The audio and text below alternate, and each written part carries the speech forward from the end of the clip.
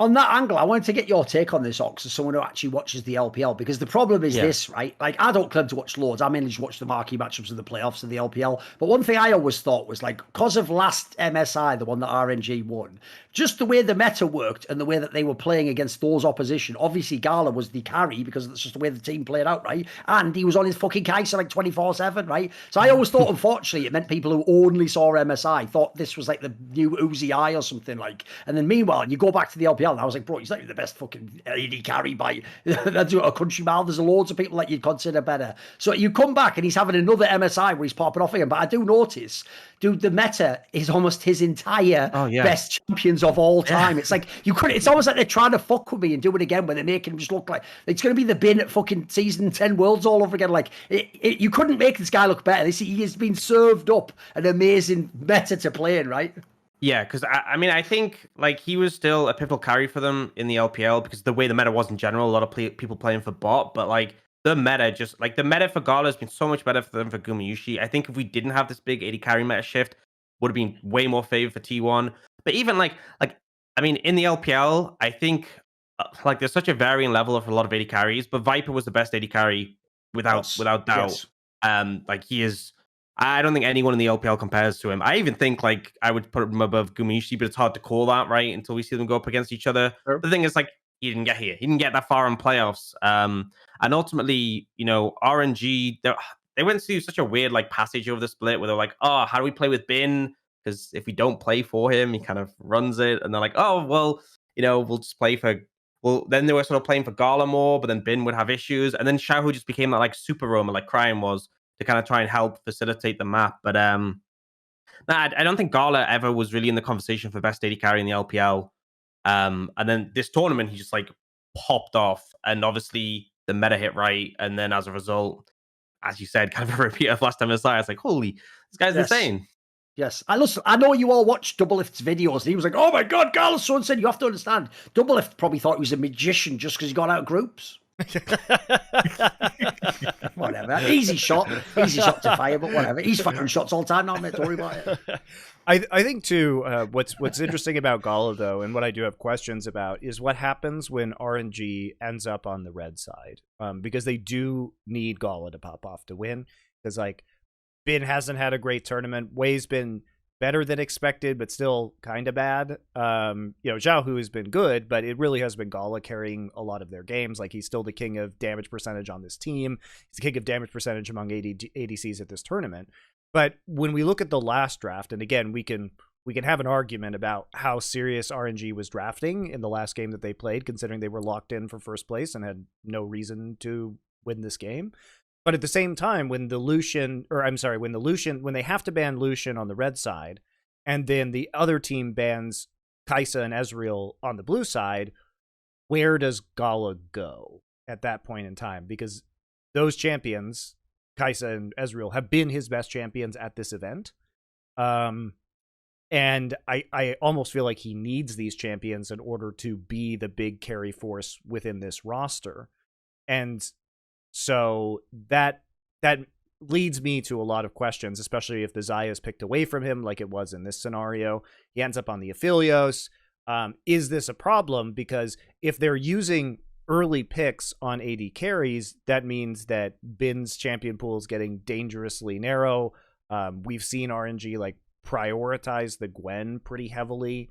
All teams have prioritized the Gwen pretty heavily overall, but it seems like Bin is more in need of early power picks within this meta, and if they have to use those for Gala instead, I think their drafting options become much more limited. Yeah, I think you just have to sack one of the solo laners, which isn't ideal. But like in that draft specifically, I would have sacked TF or GP and then picked up an AD carry before the second ban rotation where they banned out the Kai'Sa Ezreal. I think that has to be the play.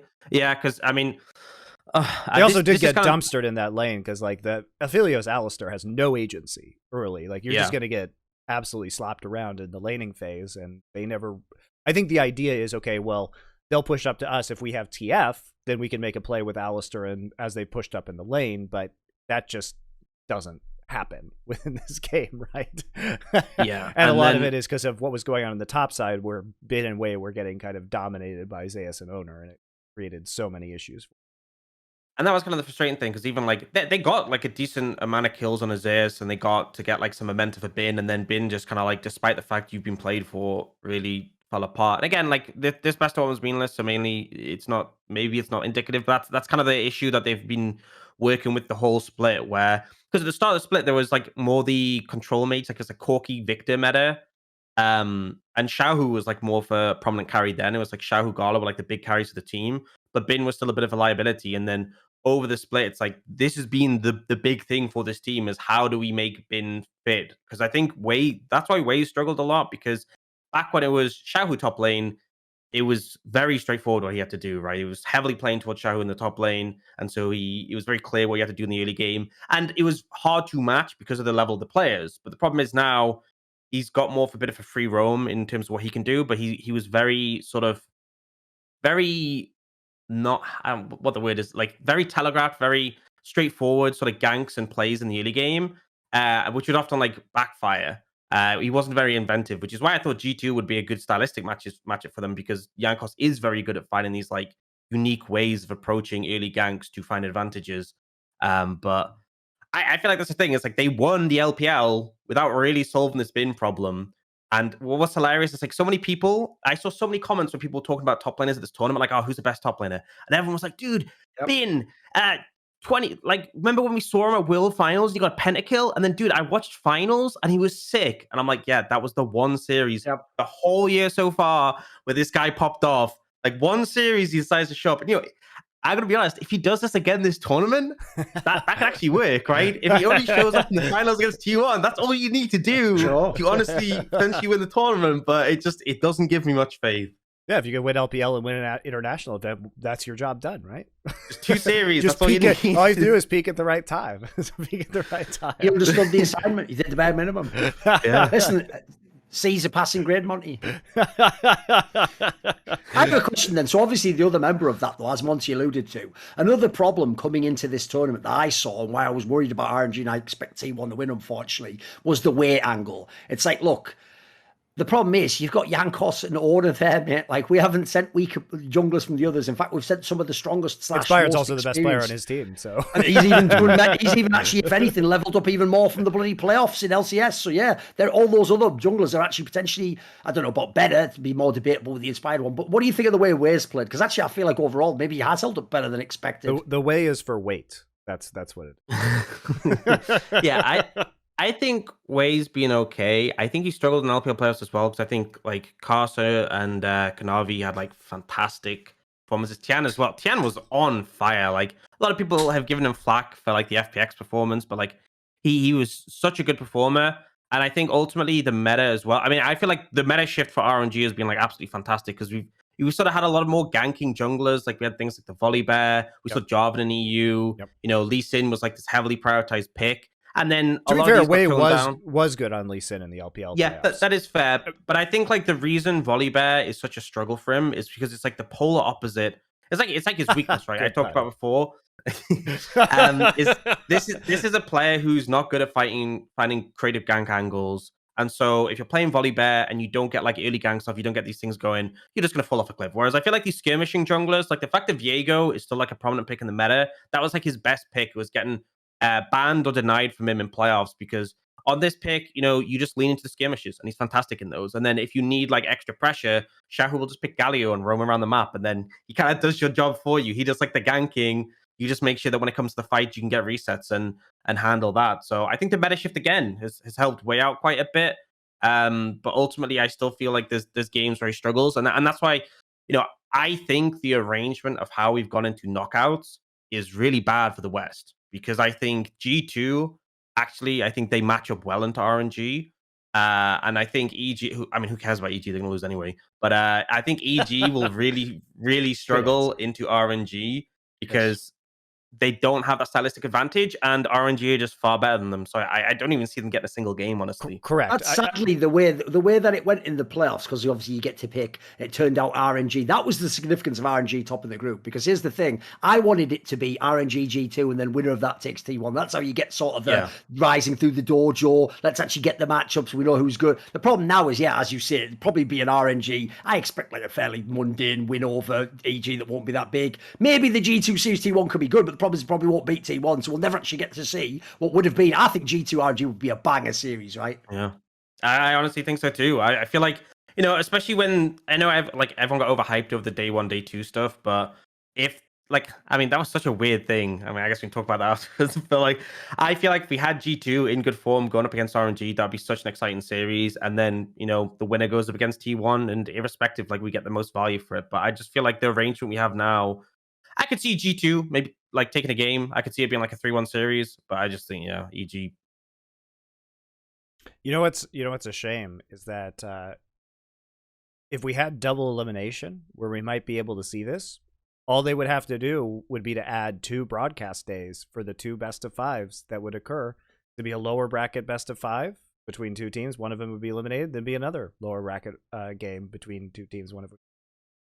So, if we were able to have nice things in League of Legends, we might have been able to see that, depending if if for example T1 and RNG played, T1 was waiting in the finals, then it might be G2 in the losers bracket.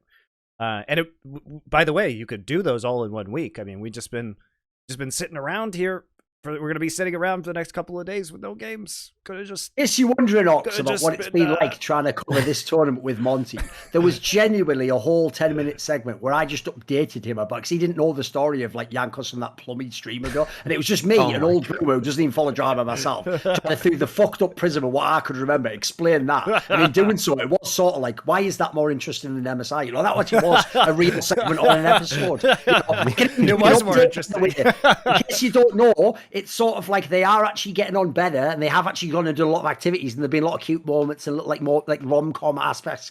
But here's the problem: every time they sort of because here's the thing, the awkwardness is you don't address the idea of are we actually dating here? Is this just a streamer thing? Is it for clout? Is it a joke for the MSI? Are we sort of friends? And maybe it's because they're not really addressed that. The few times they do, first of all, Jankos is a bit awkward. He's a nerd, obviously, but he's doing a pretty good fucking job. I tell you what, first of all, he's in the gym, he's looking sharp. Also, he's Polish, he's still maintaining his hairline. I don't know if that's real, mate, but if so, congratulations, you won the genetic lottery.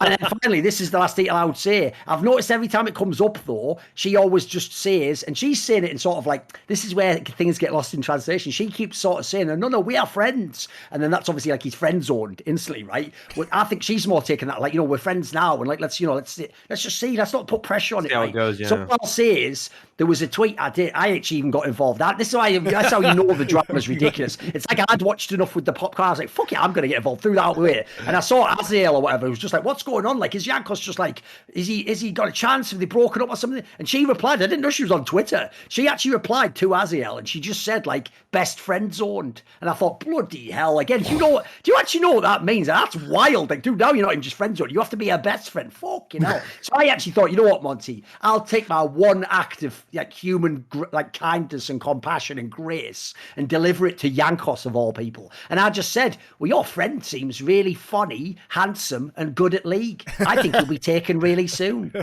Let's see if she got the sort of message I was sending there. Just saying. Wingmanning on Twitter. There you go. It's all right. Listen, he's ganked for 1 million people. May as well have, someone's got to fucking have him 2v1 every now and then. All I'm saying is, I'll leave the kill for you. That's great. That's what he needs. I'm glad we had some level of enjoyment so far in this MSI. There you go. But yeah, I think this week could have been used. Get some more mileage out of the venue, out of Mexico in Busan there, right? You rented it for the whole week. Why not just put on a couple more days? Give us a nice little lower bracket there. Be very easy to do. These days are dark. You're not doing anything anyway. Let's go. Give us 2 more best of 5s. That's what I mean. For the days are dark and full of best of 5 lower bracket matches. Game of Thrones or something. Sorry, guys. Dark days are production terms for days that the lights aren't on. There you go. Right, there you go. I fell into the using production lingo trap amongst for the pleb fans, which is actually a giant pet peeve of mine. So I don't know why they did that. I hate it when people do that on official broadcasts, start using production lingo. It's nobody understands. Don't do that. Don't do love it when they just go sorry, I messed up that throw and stuff. They don't even know what that means. What are you talking about now? You must start quoting things about the lights and shit, you idiot. And also, you're breaking the fourth wall. They're not supposed to know that. They're actually supposed to be so stupid, these fans. They think you're just speaking impromptu, all the things, and you haven't had a meeting before where you said your points to the host and they set you up. It's amazing how Shocks just reads your mind and knows you're fucking hell, guys. Get clue up, will you? Clue up. People were amazed by the Wizard of Oz because he wasn't drawing attention to the fact that he was just a man behind the curtain. He wasn't like, he wasn't the opposite. And look behind the curtain now, please. Lever, look how the mouth opens. All I'm saying is it might be me doing it. And when I say me, I mean that man behind you. He wasn't like that, was he? I mean, give me a break. He was the opposite. He was a liar. He was like Elon Musk. Too funny. Want to see more cool, funny, interesting clips based on topics from my content? Well, subscribe to this channel then, or, be a pleb and don't.